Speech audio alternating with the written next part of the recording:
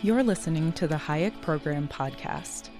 This podcast includes audio from lectures, interviews, and discussions from scholars and visitors of the F.A. Hayek Program for Advanced Study in Philosophy, Politics, and Economics at the Mercatus Center at George Mason University. To learn more about the Hayek Program, visit hayek.mercatus.org. To learn about graduate student fellowship opportunities with the Mercatus Center at George Mason University for students at Mason as well as at universities across the globe, please visit students.mercatus.org. Hello and welcome to the Hayek Program podcast. I'm Stephanie Halfley, a senior fellow with the Hayek Program, and today I get the pleasure of conversing with Abby Hall about her research and her thoughts on writing in different mediums and talking to different audiences. Dr. Abigail R. Hall is an associate professor of economics at the University of Tampa. She received her PhD in economics from George Mason University and is an alum of our PhD fellowship program. Her research focuses on U.S. defense policy and militarism. She has published academic journal articles, books, and op-eds, and appeared on radio and television. Recently, Abby and her longstanding co-author, Chris Coyne, wrote a book of satire called How to Run Wars, a confidential playbook for the national security elite, published by the Independent Institute. We discuss the importance of their research in the increasingly militarized modern world and the role of satire in critiquing and resisting abuses of power. I hope you enjoy the conversation. Today, I'm joined with Dr. Abigail Hall. Thanks for coming on the Hayek Program podcast. Thanks for having me. It's a pleasure. Abby is not only an accomplished economics professor, but a dear friend of mine. And so today I want to talk a bit about her research project, the different mediums and ways she communicates to different audiences, and how we think about disseminating and talking about the research that we think is important in impacting everyday life. So first off, Abby, tell us a little bit about your research project and how it's evolved over the past couple of years now with several books and articles and ways of thinking about these ideas.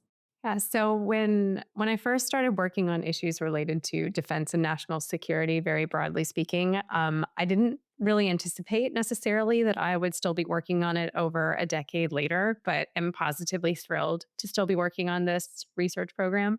And so that is really kind of how I would define the research program, is that I study defense policy very broadly construed, with an emphasis primarily on U.S. policy, some domestic policy, but primarily foreign policy. The program really started, or I started working within this program as a graduate student. So the first papers that I wrote while I was a graduate student were with a very dear friend and a co-author and a mentor, Chris Coyne. We started our work together looking at policing, and then that project kind of took us to another project and another project and another project. And then, as they say, the rest is history. So within that broad umbrella, we've done things like looking at surveillance, the implications of foreign intervention on domestic institutions. We've looked at the economics or the political economy of democratic propaganda. We've done some other work on policing. And then in addition to that, looking at linkages between, say, counterterrorism policy and immigration. I've done some work looking at domestic extremism within the United States. And now we're kind of pivoting a little bit, or I should say maybe expanding the research program to not only be looking at issues related to war, but also looking at foundations for peace, trying to understand transitions from states of war to states of peace. So for example, how do you get to a point in history where now you can't really think of Great Britain and France fighting with each other, where at one point they were considered to be bitter enemies, and the two of those countries going to war were just kind of a matter of course, and now you can't really conceive of it. So how do you get to those different types of transitions, and then how do those transitions really solidify? And so that's something that we've expanded into, and I imagine that that's hopefully, I'm optimistic, is going to be a fruitful avenue for us as well. That's great. I think, we think about this idea of like peace and conflict studies, and it's often a feature.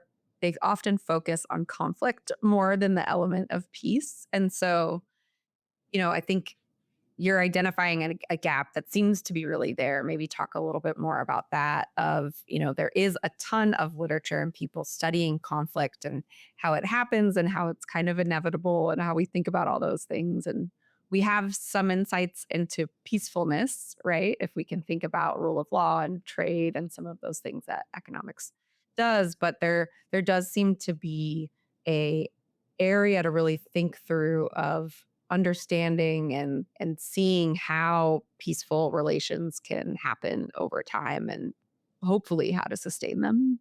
Yes, and I think there really is a gap in the literature. So within the economics profession, there is a subfield of economics that's referred to as defense and peace economics. But I think, as you've correctly pointed out, a lot of that is focused on the defense or the war aspect. So you see things about arms races, nuclear weapons, in more contemporary context studies of things like terrorism and counterterrorism policy.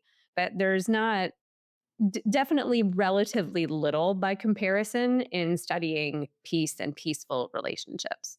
And I have a few different hypotheses as to why I think that's the case. But one of the things that makes this research program that I work in so unique is that I am an economist, but I don't typically deploy the types of methods that most economists feel particularly comfortable with. So even though some of my work has, say, kind of your standard regression models in it, most of my work employs different types of methodological approaches, namely analytical narratives, to take the economic way of thinking in places where those statistical tools are just inappropriate or we don't have sufficient data to deploy those tools effectively. And I think with respect to the economics literature on peace, that's also one of the big barriers is the inability to utilize the data tools that most economists are comfortable with to analyze those types of questions. And so I'm particularly optimistic about this kind of new vein that we're working on because I think we have something meaningful to contribute. And there's not a lot of economic literature. Certainly, there's literature within peace studies, and we have read and we've published in journals on peace studies. But I think that there's a whole lot more that economists can say. So you mentioned that you are a bit surprised that you have stayed in this field, or you weren't necessarily certain that you would be focusing on this area for so long. Similarly, when I went into disaster studies and looking at how do communities recover after disaster, it started out kind of piecemeal, a paper here, a project here, and then you realize that it's a perpetual, like you're constantly having more questions, there's more things to study, and you start kind of following down that path.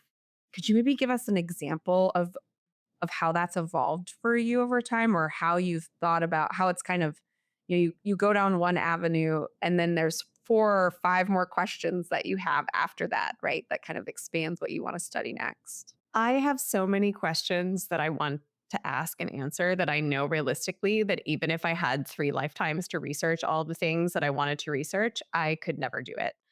And when I think back to when I started working within this research program, it was really just serendipitous if I think about it. Like I was always interested in conflict and war. Just history has always been something that I found particularly interesting, and I always like watching and reading, documentaries about different conflicts at different points in history. But when I entered into graduate school, I hadn't considered that as an area of focus. I actually came into graduate school thinking I wanted to study topics in labor economics because that was what I'd had exposure to really as an undergraduate and had really enjoyed it. But when I was in, I think, this latter half of my first year of graduate school, Chris Coyne had approached me about working on an op ed piece on policing and police militarization specifically. And then after working on that op ed, he suggested or asked if I would be interested in working on a paper. And as a graduate student, I was new, but I wasn't dumb. And I knew a good offer when I heard one. And so we started working on that paper.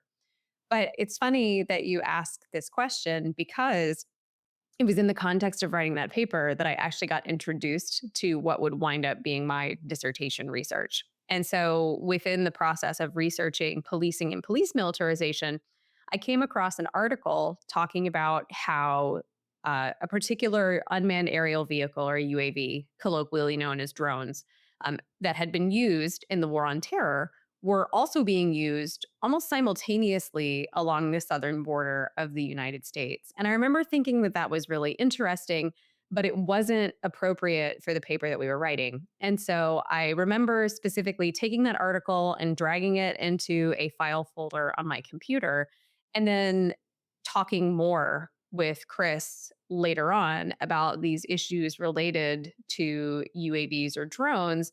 And that then leading to, again, I wrote 3 papers on drones for my dissertation. So 3 different questions pursuing or related to UAVs.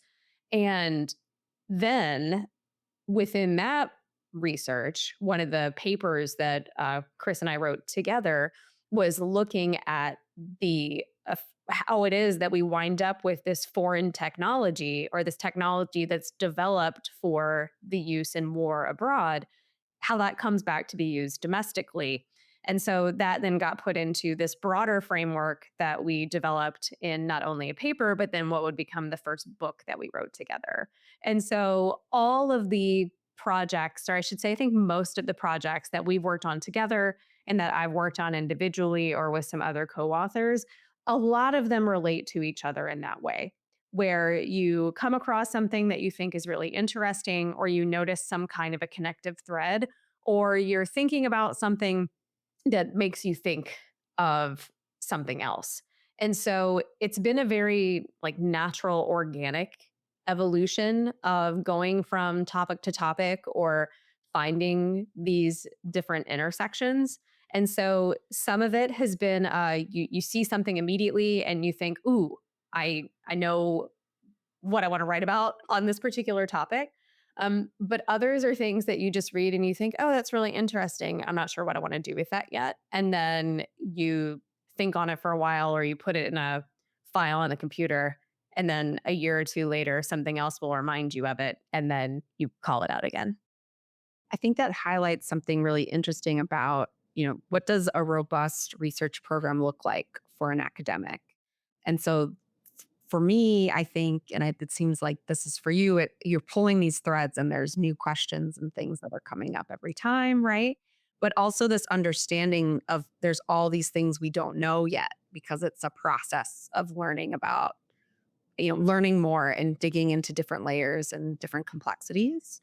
And often you're put in in discussions or in class or in other places where there's this kind of common idea that an expert is all knowing, right? And that you kind of know everything that you have, and you can, like a book encompasses all the different ways that you can think about that idea, and that it's kind of like compact and done. Or sometimes you have students, right, who are nervous to go from reading to writing as they kind of dig into that space. And so, I think being able to talk about and kind of see, hopefully, that process of understanding as an ever evolving one.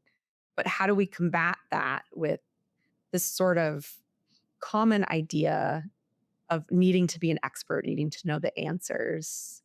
Kind of how that, we see that in media and news and politics and all of these things, right? Like an ethos of understanding and inquiry seems to be, potentially something that we should be able to talk about kind of outside of those individual processes.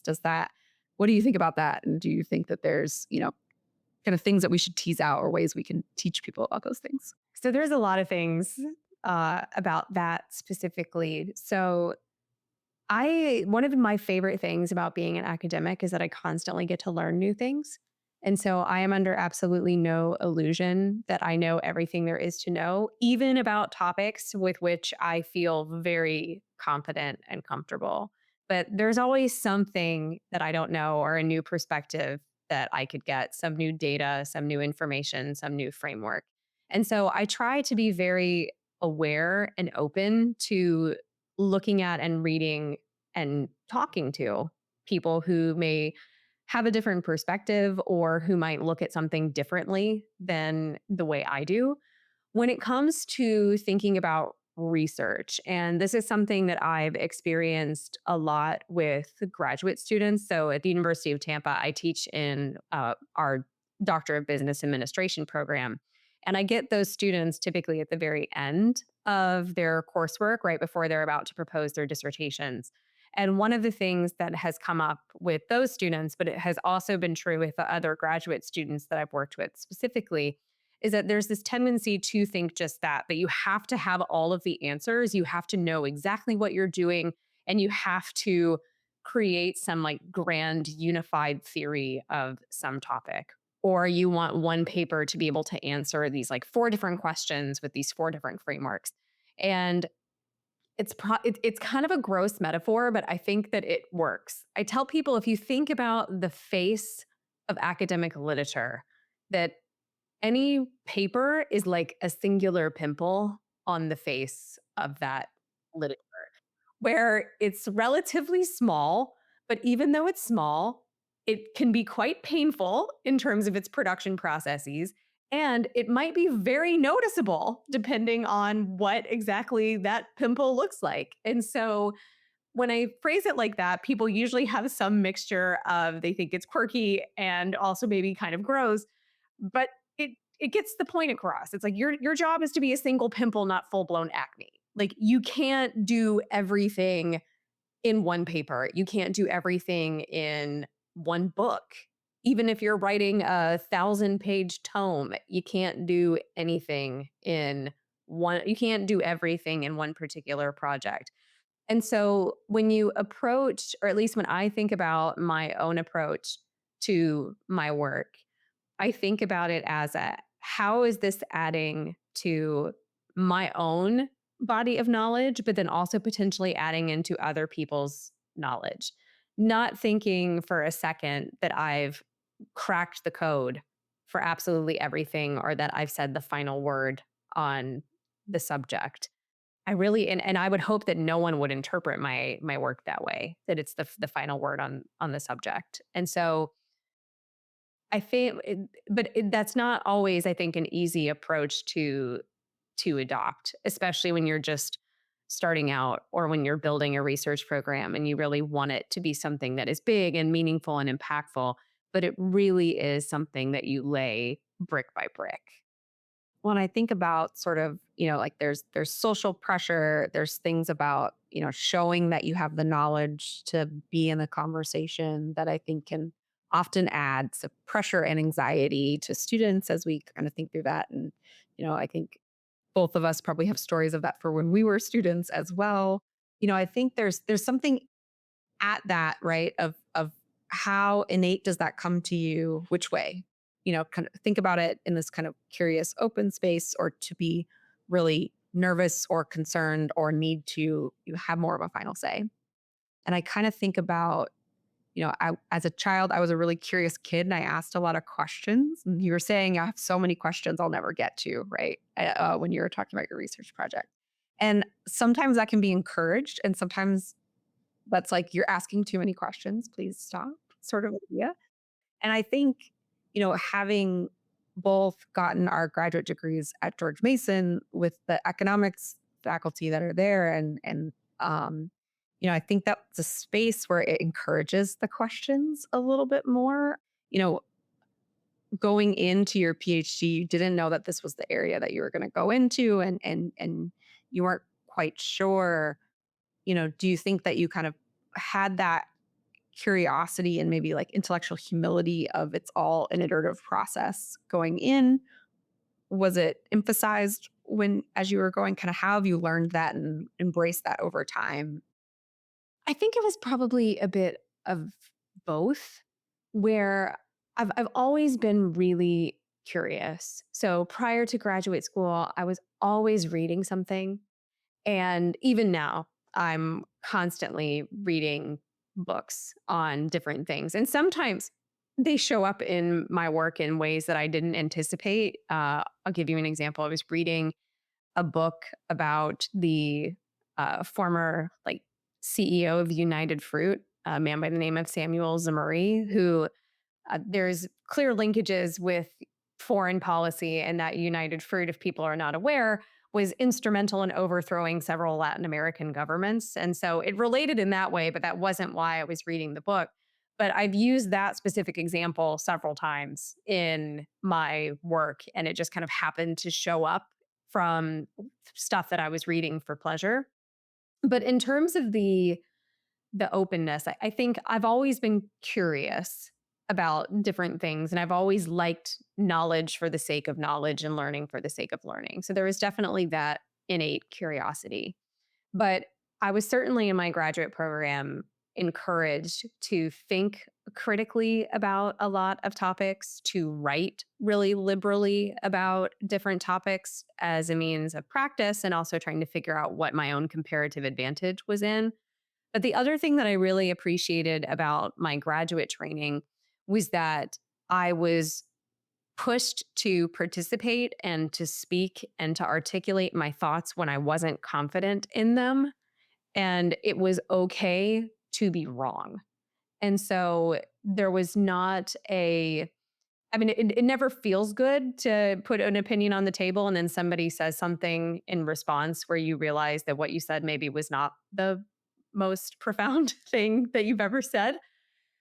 But that permission and encouragement to try and to be present and participate is something that, even though it might not have been the most comfortable at the time, I am incredibly grateful for, because I am not afraid to think through something and to think through something out loud.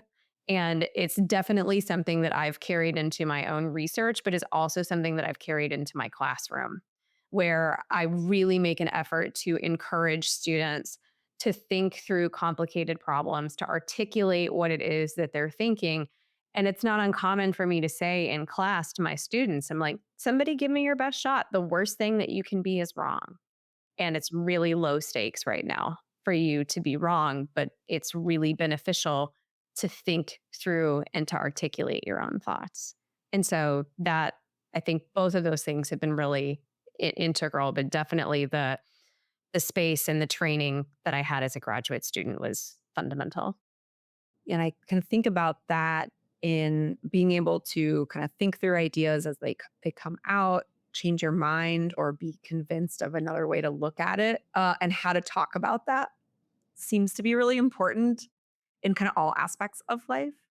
As you were talking, I was thinking about how not only is it the fact that as a student or as you're learning, being able to give it a shot and articulate what you get and learn from that, but what that means as the professor on that side as well, right? And I think in an environment like that, you likely see things from a new perspective, or maybe think about something in a different way than you have before because of what your students are doing, or potentially done research that you weren't expecting to do as well. And so, as we kind of think about the research project and how that kind of grew with Chris and how it's expanded off and kind of doing those things, do you have any examples of, kind of students helping find that next branch that goes along in the research path as well? So I've been very fortunate to work with a variety of different graduate students. So both graduate students at George Mason, as well as some undergraduate students at the University of Tampa and a few other folks elsewhere. And I would say some obvious linkages would be some of the work that I've done related to immigration policy specifically, which I've done work with Nathan Goodman and Carla Segovia. We've done a couple papers at this point on El Salvador, which is related to the overarching research program that I write in, but is definitely a different branch. In terms of undergraduate students at the University of Tampa, I've published with three of them. One, again, was related to immigration, so asylum policy, which connects broadly to counterterrorism policy. But the one that sticks out most saliently in my mind, and this is, I think, a good example of how you can get inspired by random things, but then also your students can help you figure out puzzles too, is I wrote a paper with, again, now an alumni of the university and a co author, and I consider him now to be a delightful friend, Jaron Hassel. And we wrote a paper together on domestic extremism in the United States, specifically highlighting how the tools of foreign intervention come to be adopted by domestic extremist groups. And that idea came after Chris and I had published our first book in 2018, Tyranny Comes Home. But I was listening to a podcast, and the podcaster, in a single line, mentioned how there was an influx of Vietnam veterans into the Ku Klux Klan after Vietnam. And I remember saying, huh, I didn't know that. And I'm really interested in that. So Jared, a student at the time, had expressed an interest in research. And so I explained it to him and I said, I don't really know like what this is going to turn into, but how would you feel about working on it? And in the process of working through that paper with him, I thought we were going to be discussing probably the KKK. And instead, we wound up discussing a few different extremist groups based on things that he had found and information that he knew. He has a military background. And so he was able to look and recognize things that which I frankly would not have seen. And so that is a really clear example in my mind. But even like a very recent one, I just finished teaching a May term course on the economics of repugnant markets. And I run that course like a seminar where I have a component that's lecture, but then the students are responsible for going out, researching a topic that's related to the overall theme of the day, and then coming back after several hours and presenting what it is that they've found. And I'm always delightfully surprised by how some students think about questions in just creative and novel ways. So I came away from this class we just finished yesterday, and I came away from this class with, again, just really impressed by how some of them thought about things. And it's given me a few different things to think about with respect to a couple of these topics, which again, I teach them, but it's a nice reminder that there's always a different way to think about something. And I appreciate how much they teach me. That's great. Kind of that the openness to the research project and the question, I think also shines through in the openness that you have tackled with communicating these ideas as you learn them through different mediums and to different audiences. So of course, as an academic, you have academic journal articles and books from major academic publishers. But you have also done op-eds and media, and one of your most recent books is a satire on these ideas. And so I'd love to just kind of hear how you think about which audiences you want to talk to and when and how, and this exploration in multiple ways of communicating these ideas, and kind of what you think about that. As you can obviously, as an academic, just talk to academics, or you can have this broader conversation. And so yeah, what do you think about that? So I've always enjoyed working with media partners, so television, radio, podcasting, et cetera. There's a billion different forms of media now, except for Twitter. I can't. that's that's the one where it's like, please don't ask me to make a TikTok. Though for some people I probably would. It's like, please don't ask me to make a TikTok, and I am not committed enough to do Twitter or X to make that worthwhile. But I make it a point to try to be available for media and media partners. So whether that's local, national, or international. And the reason for that is very purposeful. So as you mentioned, as academics, we're really well trained to talk to other academics. And for those of us who are at institutions that have some kind of emphasis on teaching, we're expected to know how to communicate the ideas of our discipline to students. But this leaves out a massive chunk of the population. And so, from my own perspective, if I think that economics has something to offer to people outside of academia and a university college student, then doing media is a way to offer these ideas to broader audiences. And so I've really worked not only to develop my own skill set in terms of talking to media, but also trying to develop relationships with media partners. So As you mentioned, that's consisted of a lot of op-ed writing. It's consisted of doing some, radio, television spots. And I find those things to be rewarding because it can really help, I think, get ideas out to people who might not usually encounter them. And it also, frankly, has made me a better communicator of economic ideas. It's one thing to have 90 minutes in a lecture period where you can convey a broad idea and give your students a graph and show them a lot of different examples and try to make sure they understand. It's something very different to go into a segment and saying, okay, within 4 minutes, you need to communicate the key things that the audience needs to know, keeping in mind that if they don't find you somewhat engaging, they're just going to change the channel or they're going to tune you out.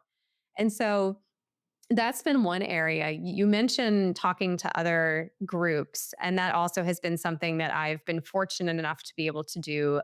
A lot of people have invited me to come speak on my work. Sometimes that's to wider community audiences. Sometimes it's at conferences or to groups of students or groups of faculty or mixtures of different kinds of people. And I've enjoyed those too. I've gotten more comfortable saying yes to maybe some things that I would have said no to or would have maybe been anxious about doing in the past because I'm trying deliberately, just this is a kind of a personal goal to push or expand the areas in which I'm comfortable speaking to different groups. And for those different groups you'd asked about, how do I go about thinking about it? I think about what the group is and what they're interested in and what are the things that I think they would find most informative, but maybe what are the things that I think they need to know. Sometimes they might not like those things that I think that they need to know, but that's how I go into thinking about those different types of conversations. And then in terms of medium, so you mentioned the satire book, which is our most recent collaboration, Chris and I together in book form. And that full credit to my co-author who came to me and said, "Hey, here's this book that was written in the 1930s. It's a satire. Have you heard of it?" I said, "No." He says, "You should read it and let me know what you think." And I read it and I loved it. And he said, "Well, how would you feel about updating it?" And I mean, I couldn't get the word yes out of my mouth fast enough. And I owe Chris a lot of credit for the willingness and ability, I think, to play around with different types of formats because he has always been very encouraging and very open to speaking to other disciplines. So we've published together in law journals and in peace studies journals, not he and I together, but I then felt really comfortable when, say, like my colleagues in criminology wanted to work on a couple projects. And so I'd had some practice in speaking to different groups. So then trying things like satire or trying other types of means of communication are not as intimidating. But with like the satire specifically, that is intended to reach a different audience than maybe the people who are typically picking up the books that we write. And so it's an experiment, but it's been one of my favorite things to write. That's great. I think, after you get comfortable writing a research paper, the next one can kind of feel similar, but we can always go back into that. If we're going back to the pimple example, it can get painful when you don't even if you don't expect it. Kind of similarly branching out into different mediums, right? Like the kind of fully grasping what it takes to write a book the first time, fully kind of getting to understand, like, sometimes writing an op-ed is harder than writing some of those things because it has to be so specific and short, and you can't provide context. Kind of what have you learned in that process, and how have you kind of reminded yourself to stay open in those spaces because it is kind of different every time? Well, so you mentioned op-eds specifically, and I assign op-eds to my students sometimes, especially if I have a group that likes to be really wordy. Because if you are writing an op-ed, 750 words is pretty much your upper bound for publication. Now, there are some exceptions to that rule, but that's a good rule of thumb. And it is exceptionally difficult to convey a complete cohesive argument in 750 words. It can be done, but you have to be very, very judicious in what you say and how you say it. In a similar type of way, you mentioned going from writing a paper to writing an academic book. Those are also two really different exercises. And then writing a purely academic book and then switching and writing satire was completely different. And then to so folks want to know what we're working on right now, we're working on an intellectual biography of economic historian Robert Higgs, and working on an intellectual biography where we're doing a lot of interviewing and talking to the person we're writing the book about. That's also been a very different experience. And even though we've not started working on that book yet, I know that writing that is also going to be something that's going to push me in a way that I've not probably been pushed before. So I think all of these different writing experiences together, they've generally honed my skills, I think, as a writer and communicator more generally. But in terms of openness, I I'd like to think that it's made me particularly good at taking critique, because one of the things that happens when you have to write in different styles or when you're writing for different audiences or different people is that what's appropriate or what's most effective is different for those different groups. And so you have to not only learn how to hone your own skills, but to also be willing to accept feedback from people who might know that medium better than you do. So there is an editor who I work with some regularity on some of my op-ed pieces. And I'm at the point now where when I submit the piece, I'll ask to have him review it specifically. And I'll usually say something like, because he always makes me better. And so thinking about or taking that kind of critique, and not just from that editor, but then when you get comments back from, say, like referees on a book, or you get comments back from an editor of a journal, approaching those as opportunities to think deeply about your own work product and then to try to incorporate the valuable components of that feedback is something that's been really helpful. It keeps you from, I think, again, what we were talking about earlier, it it puts you in your place in terms of reminding you that you still have things to learn. And so I've appreciated that about working in different types of medium, and the feedback that I get. It's helpful for me in a number of ways. It's great. I was immediately thinking about that as well of, if there is this sort of idea that you need to be the expert and have all the knowledge, right? Then it can be really hard to accept criticism or kind of be open in that space. And so, if we're really thinking about how do we understand the world and maybe have things to say about where it could be better or where we should rethink ideas, being able to one have the intellectual humility to say I don't know everything and the openness to learn in different ways seems really important. And we can look around the world today and see that there are areas of life where that is not encouraged, right?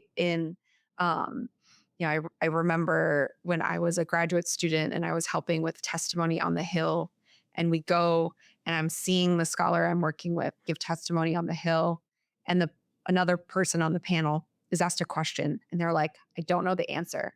And the response from the politicians was like, oh, well, then everything you say is invalid, or you're a coward, or you're doing those things, right? And to see that was like, oh, this is like, to go into this world requires something else. But what if we were in a space where we could learn and discuss and kind of talk about those ideas? Yeah, and it's one of the things that and again, I like to tie things back to teaching because it's one of the things that I do most often, and it's something that I'm really passionate about. But I tell my students when they ask me a question and I don't know, I tell them I don't know. Or it's like, I've never really thought about that question before. Let me think about it. And then I will get back to you or say, like, that's a really good question. I want to give it the answer it deserves. And I can't do that right now. And I think that that's important, not just for me, but it's also important for them to see that they don't have to have all of the answers right away. But I'll tell you, oddly enough, the thing that has actually made me more comfortable saying I don't know, ironically, perhaps, is working with media because you can get some really just far out questions from a reporter from time to time, or like, God forbid, you're on a show where people from the public are calling in and you really don't know what people are going to ask you. But the reality is you can't be an expert on everything. And so sometimes being able to say to someone if they ask you a question and to be able to say, no, that's not something that I am an expert in. Or saying, especially too, when you're talking about like recent policy changes and people are asking you questions about, like, well, how will this impact A, B, or C? And saying things like, well, we don't know that information yet, or it's too early to tell the precise effects. But what economics teaches us is this. Or we might see this go in one of two ways. This is one option, this is another type of option.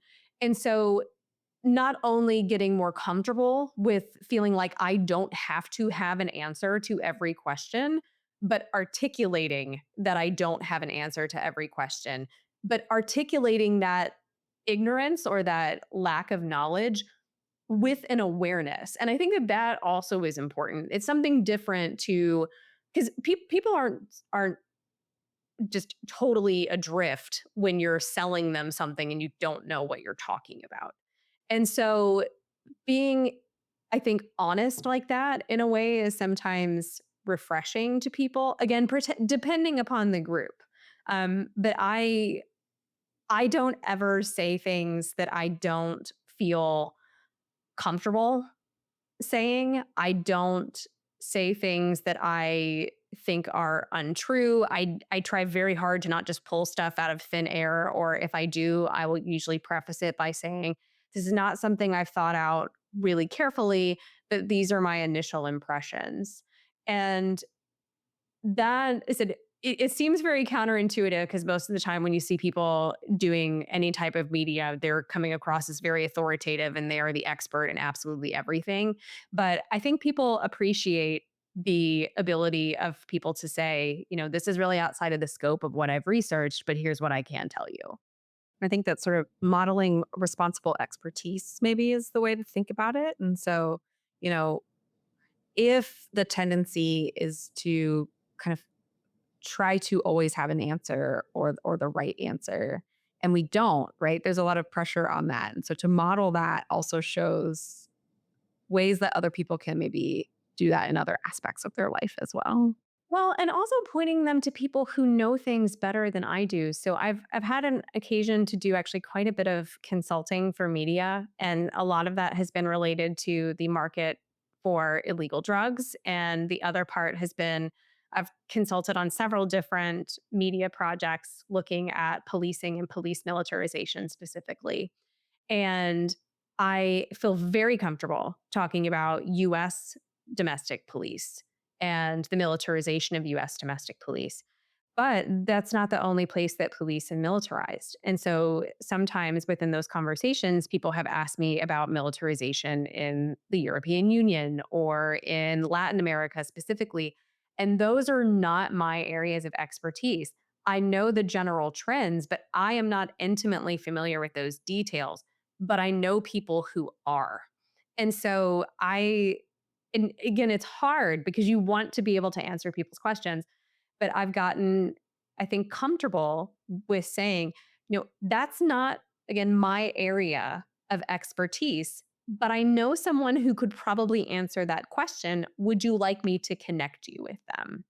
And that I think is, again, intellectually honest, but it also is really collaborative and relationship building because then the media partners will come back to you, but then the people who you refer folks to will also remember that you referred people to them and then oftentimes give you the same courtesy, which is not why I'm doing it, but it is definitely a nice spillover, I think. And it's a way to broaden and kind of maintain networks in a way which people might not think about. No, I think that's great to think about it in that way and to really kind of, I think a lot of what we talked about today is sort of the process of studying and understanding and communicating these ideas. And it does kind of come back to sort of an openness and curiosity, right? And a, kind of willingness to know that it's an ongoing project. And that can mean that it's an ongoing project for you, but also for other people too. And that you can bring in ideas from other people and, learn from or collaborate with new people as you kind of go along. And so I would say like that in many ways, when I was first excited about ideas in high school and college and thinking about I wanted to go into that space, right, is sort of like what you hope it will be. And then life can be complicated and confusing, but I think you're modeling a great way to do that. And then kind of hopefully that also shows other people to how to think about these ideas and that you don't necessarily have to be set in stone. You can change your mind over time. And I think that's absolutely right. I I don't ever want to feel like I'm done with my research program. I don't ever want to feel like that I have come to a meaningful, quote unquote conclusion. There's so much out there that I don't know. And so many things that I want to know and I want to understand and I'm really curious about.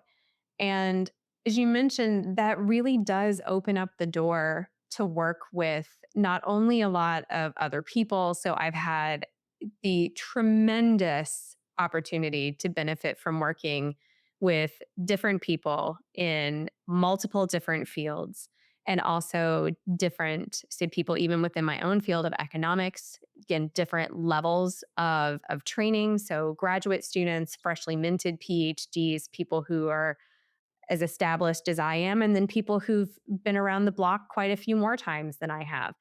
And all of these people bring different things to the table, and you can learn so much from them. And I really do just relish the opportunity to learn, and it's one of actually my favorite things about academia is it's like I get to nerd out about whatever thing I want to nerd out about. And there's so much that, like, if my 10-year-old self knew that I was going to get to do that for, a career, I mean, it's the best. Like, it's absolutely the best. But I I hope that if nothing else, this method of inquiry has been effective for me.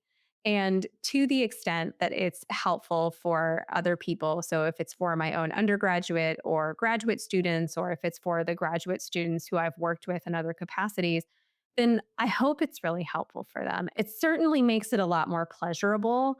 It certainly makes it a lot more fun, and the other thing it does too is it lets you communicate with different kinds of people.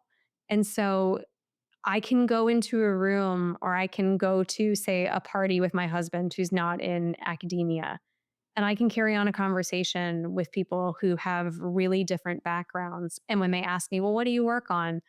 I have the tools to be able to explain it in a way that I hope isn't going to put them into a coma from boredom. That's great. Well, are you reading anything interesting or learned or changed your mind on a fact that we can maybe end with? So I am currently reading. I've gotten recently on a World War I, World War II kick, but I realized that I didn't really know much about the Eastern Front. So that's what I've been reading mostly. I finished a book called Stalin, which is a pretty lengthy book on, well, kind of what it sounds like, but it's quite comprehensive. And then I just recently started a book called Bloodlands, which is about the Eastern Front. So particularly like the dynamics between Germany and Russia, and say like Poland and Ukraine. And in terms of something that I have changed an opinion on, it would actually probably surprise most people to know that if you would have talked to me when I was in college, I would have not been particularly anti-war. In fact, I was probably not probably. I don't think that I had any. really issues whatsoever with the war in Iraq at first. Now, then again, 2003, I was still not particularly well developed in terms of my, political and economic consciousness. But my views on war and conflict have shifted dramatically from when I was, say, in high school or early in college to where they are now. And so, in that sense, it's been not just something I've changed my mind on. The entire outlook is completely different than what it was before. That's great. Well, thank you so much for chatting with me today about this. And hopefully, people will get something out of it and be inspired to maybe go ask some new questions as we think about what's next. Thanks so much. It was a pleasure.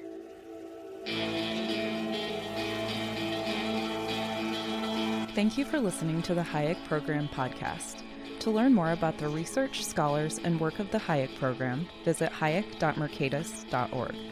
For more information about graduate student fellowship opportunities for students at Mason as well as at universities across the globe, please visit students.mercatus.org. We hope you recommend students to our programs or consider applying yourself.